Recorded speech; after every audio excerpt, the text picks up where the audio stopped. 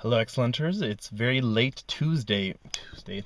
Hello, Excellenters. It's very late on Tuesday night, but you are watching me.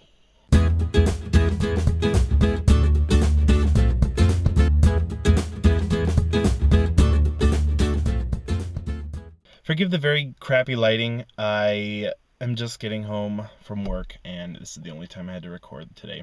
And everyone's asleep, and I don't feel like whispering because it makes me want to die a little. So I'm doing it in my car. Awesome. As far as regrets, I'm kind of on the fence with thinking that you shouldn't have regrets and kind of coming to terms with regrets, because I think that as humans we are just naturally going to look to the past and say, what would I have done differently? But I also think that it's healthy to think about regrets and learn from them, and when you're faced with that problem again, to then make a different choice. Not necessarily the right choice, but a different one. That's how we grow in life. But as far as me, what I do with regrets, I kind of transport myself back to the past and kind of say, now with my 26-year-old self, what would I be like as, say, a 10-year-old? Knowing all the stuff I know, what would I do? How would I change my life? And it's interesting to think, everything I've learned up until this point, sexually, money-wise, moral-wise, ethics-wise, I'd be a really weird 10-year-old, first of all. But it's just interesting to me to think of how my life would be. It would just be different. Because I would be a 10-year-old that would think, what am I eating? What am I putting into my body? And how is it affecting me?